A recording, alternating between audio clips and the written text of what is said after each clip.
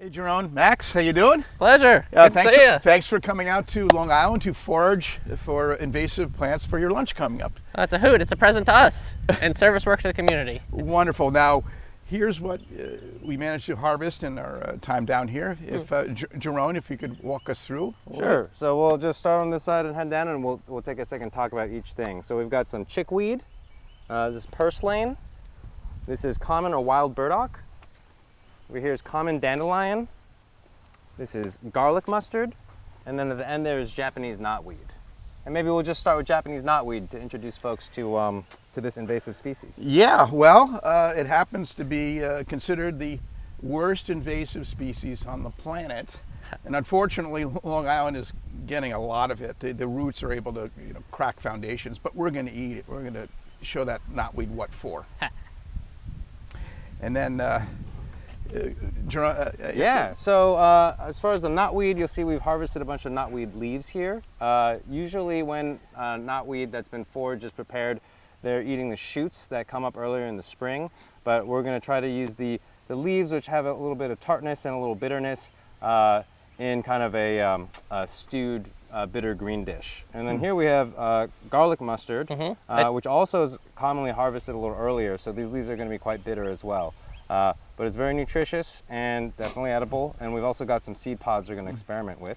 Grow just came from a garlic mustard festival in West Virginia, so we're very familiar with this one. It's very easy to harvest because there's really nothing that you could harvest that looks like it that would be bad to eat. So very easy beginner level foraging right here. Yeah, imagine if it looked like poison ivy. But what's your favorite plant to eat? I mean, I'm partial to the garlic mustard, but that's because it just came from a garlic mustard festival, so it's a little bit of a loaded statement. Then we got the dandelions over here, which probably everyone recognizes, very easy to spot if you're looking to forage. Also really great greens for salads and what have you. And you can eat the entire plant, the flowers, the leaves, as well as the roots. They actually make a kind of coffee substitute out of the roasted roots. And moving on down here, we've got our wild burdock. Bring a shovel. Yeah, you'll need a shovel to harvest these. This root in Japanese cuisine is called gobo. And then we're also going to harvest all the pith from the stem that we can.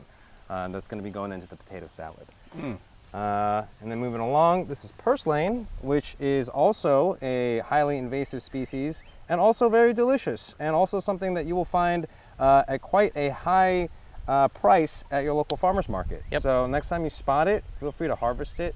Jeez, I'd be a millionaire by now. Yeah. Make sure that you adhere to good foraging rules. We'll post some more information on that near this video. Nice and tart. Good stuff. Now this is all for Grow Externships. Yeah, we're really excited for our upcoming Invasive Species Fish Fry fundraiser to celebrate Invasive Species Awareness Week. These are all plants that we harvested locally in the parks and the backyards of our team here. Very easy to find, very accessible, and it's going to become an amazing meal thanks to Chef Jerome and many other team members. And should we share a little bit about chickweed as well? Yeah, let's finish strong. What should we say about chickweed? Well, it makes a nice garnish with the blue catfish, I would think.